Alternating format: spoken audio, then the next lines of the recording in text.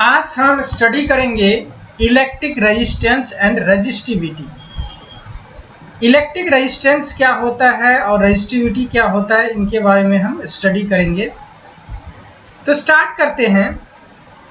ये एक इलेक्ट्रिसिटी का एक नया एलिमेंट है, ये कैरेक्टरिस्टिक है उसका कि जब किसी कंडक्टर्स में करंट फ्लो होता है तो कंडक्टर्स का एक प्रॉपर्टी होता है कि उस चीज को अपोज करता है, करंट को फ्लो होने से रोकता है। तो ये एक फेनोमेनन जो अकर्स होता है that is called the electric resistance. इसका खोज इसको किसने डिस्कवर किया था? वो एक बहुत ही फेमस जर्मन साइंटिस्ट थे जिनका नाम जॉर्ज ओम था।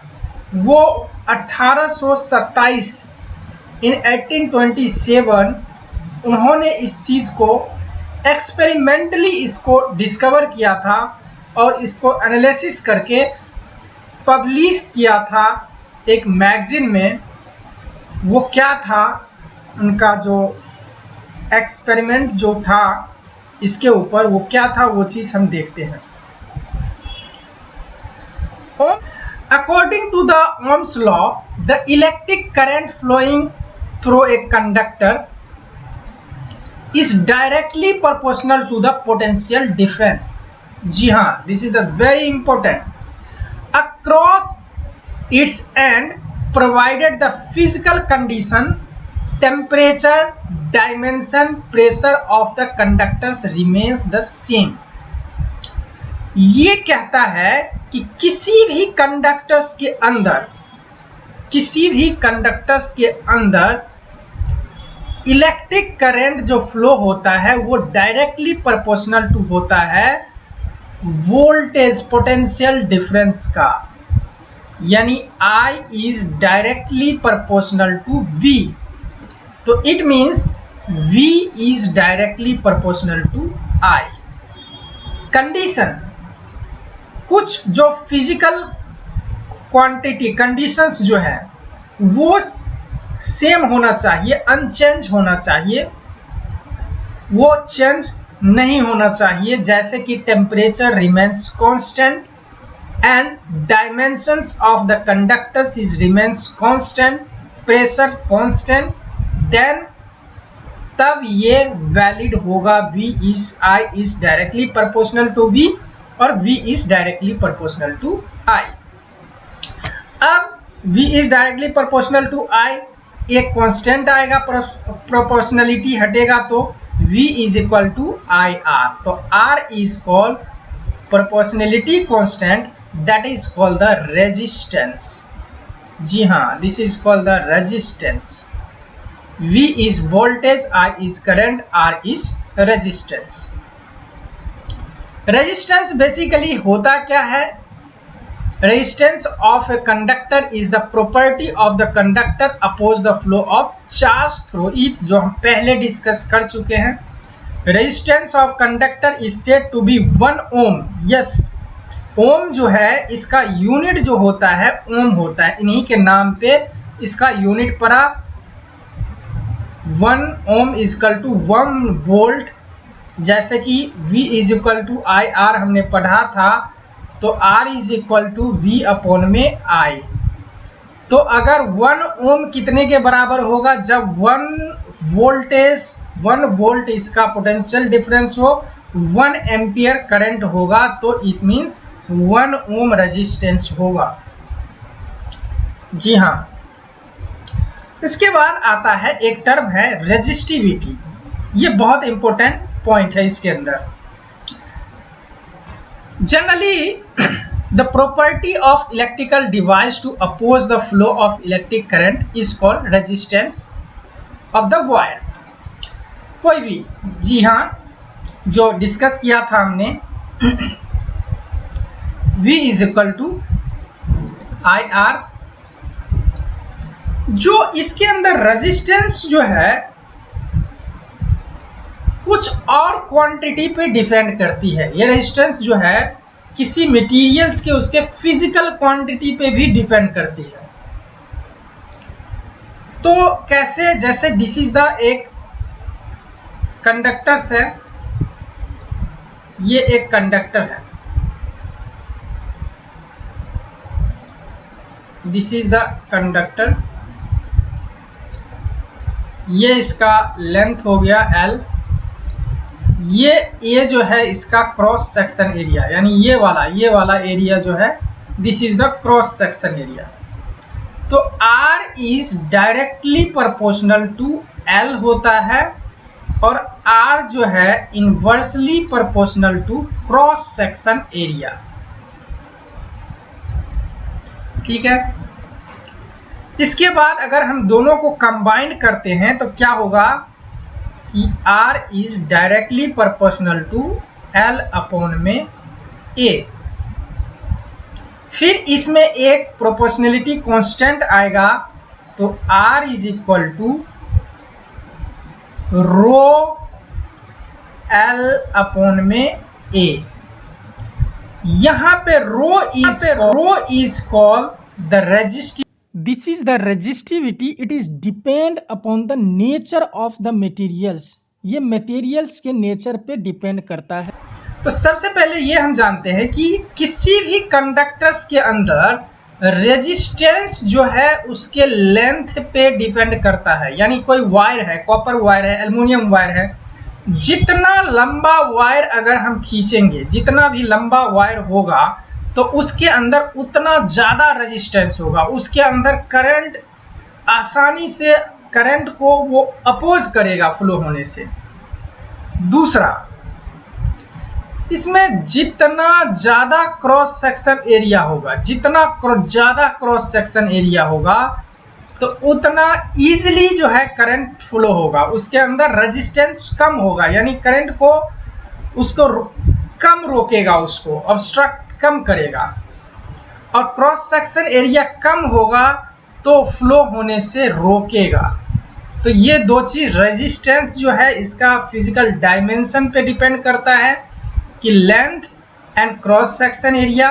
लेंथ ज़्यादा होगा तो रेजिस्टेंस बढ़ेगा, क्रॉस सेक्शन एरिया ज़्यादा होगा तो रेजिस्टेंस कम होगा।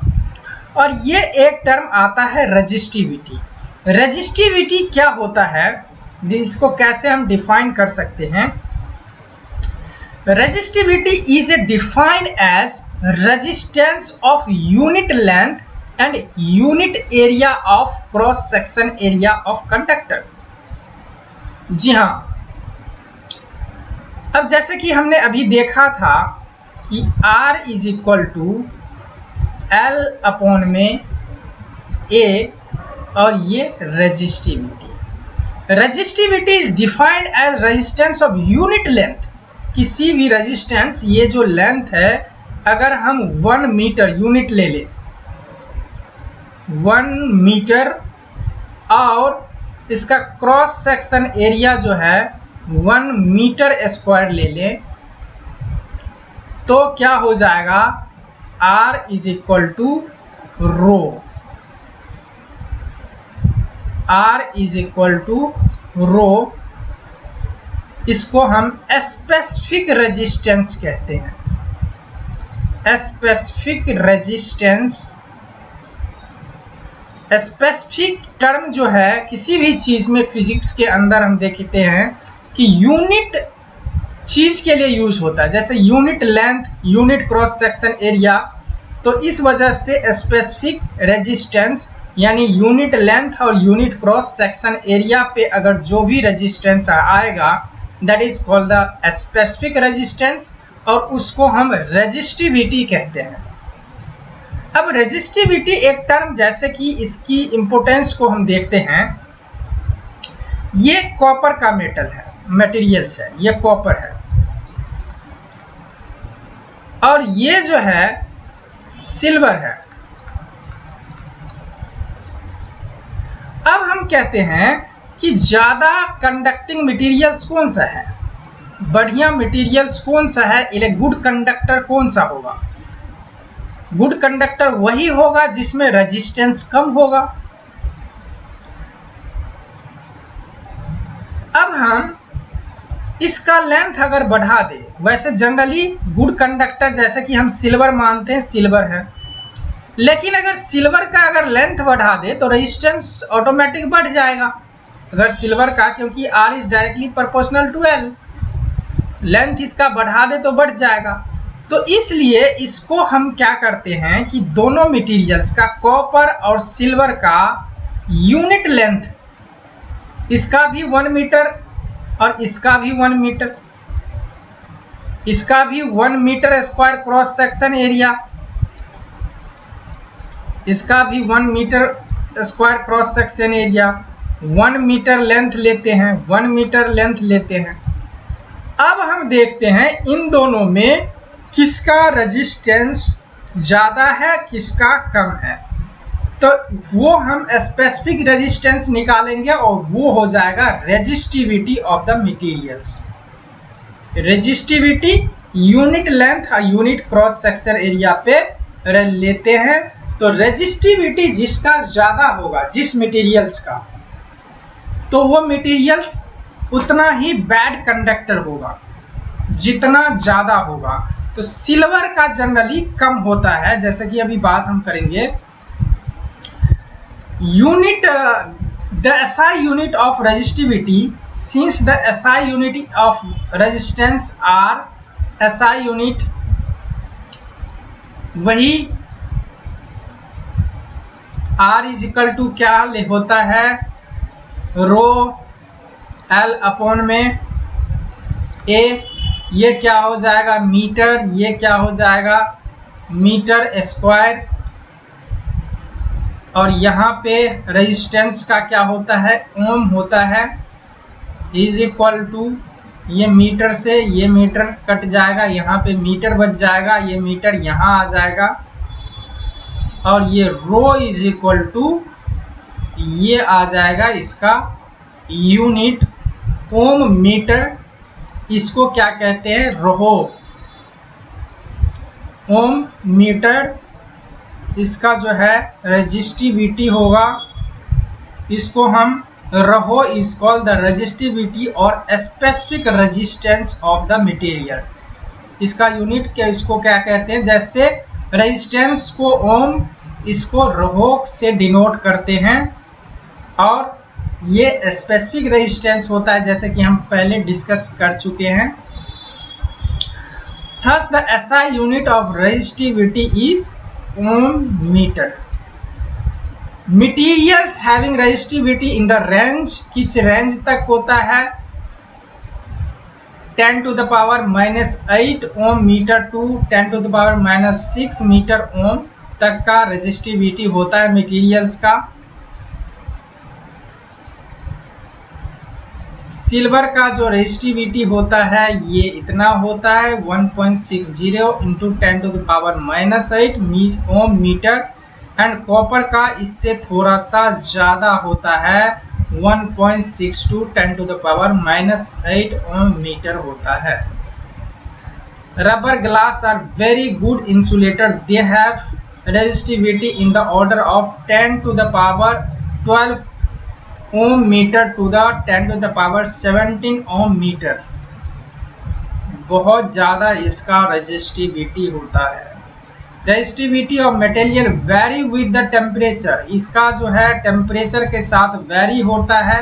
अगर टेम्परेचर बढ़ जाए, टेम्परेचर बढ़ेगा तो रेजिस्टिविटी भी बढ़ेगा।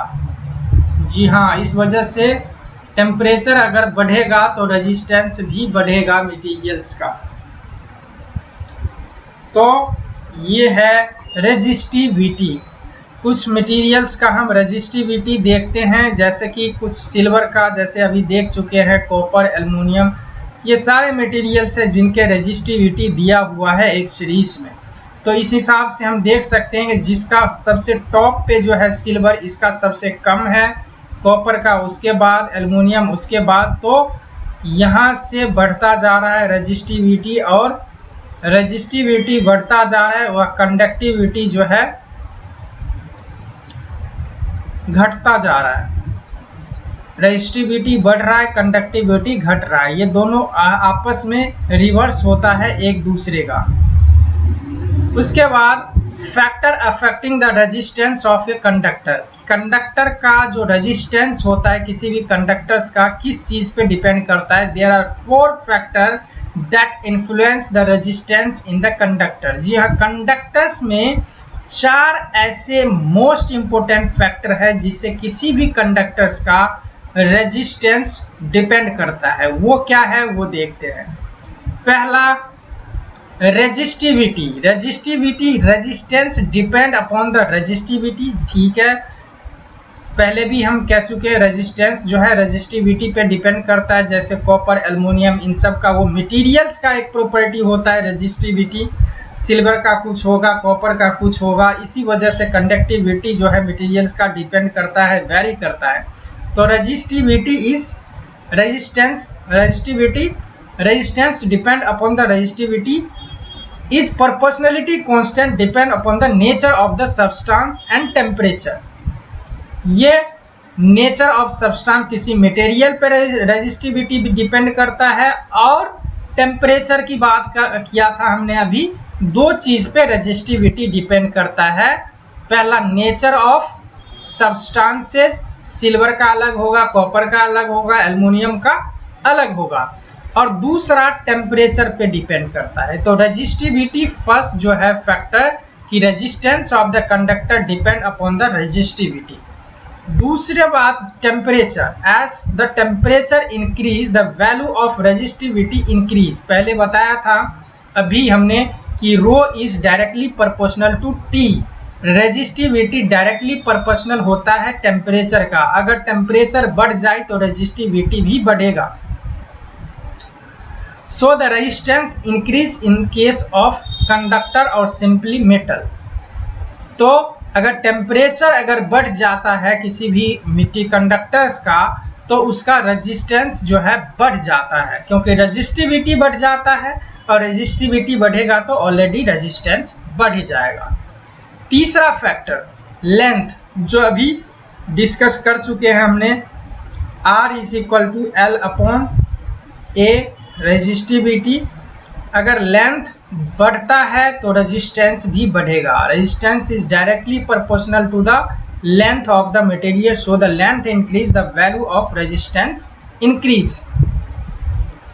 चौथा फैक्टर, क्रॉस सेक्शन एरिया। जी हाँ, resistance is inversely, R is inversely proportional to cross section area. अगर रेजिस्टेंस क्रॉस सेक्शन एरिया बढ़ जाता है तो रेजिस्टेंस कम होगा। यानी जितना वायर का ये जो एरिया है क्रॉस सेक्शन ये वाला, अगर ये जितना बढ़ेगा, यानी वायर जितना मोटा होगा उतना कम रेजिस्टेंस उसके अंदर होगा।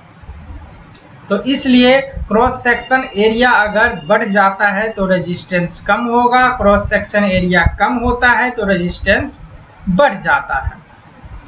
So the cross section area increase the value of resistance decreases. जो 4 फंडामेंटल फैक्टर्स हैं जिसपे कि resistance factor affecting the resistance of the conductor. तो ये 4 इंपॉर्टेंट फैक्टर्स हैं। तो मेरे ख्याल से आप समझ गए होंगे कि हमने इसमें क्या स्टडी किया था, ओम्स लॉ क्या कहता है उसके बारे में। दूसरा, रेजिस्टेंस क्या होता है, V is directly proportional to IR, अगर सारा चीज उसका टेम्परेचर और डायमेंशन कांस्टेंट रखे तो। दूसरी बात हमने किया था कि रेजिस्टेंस जो है डायमेंशन पे भी डिपेंड करता है। It means R is directly proportional to L, अगर लेंथ बढ़ा दे तो रेजिस्टेंस बढ़ेगा, क्रॉस सेक्शन एरिया अगर बढ़ा दे तो रेजिस्टेंस कम होता है। तीसरा एक टर्म आता है रेजिस्टिविटी। रेजिस्टिविटी अगर जो है एक मेटल्स का या कंडक्टर्स का वो इंटरनल प्रॉपर्टी अपना होता है जिस पे कि रेजिस्टेंस डिपेंड करता है। जो है रेजिस्टिविटी अगर बढ़ता है तो रेजिस्टेंस भी बढ़ेगा। तो अलग अलग मेटल का अलग अलग ये नेचर वैल्यू होता है रेजिस्टिविटी का। उसके बाद हमने रेजिस्टिविटी के बारे में, यूनिट के बारे में सारा कुछ स्टडी कर लिया था।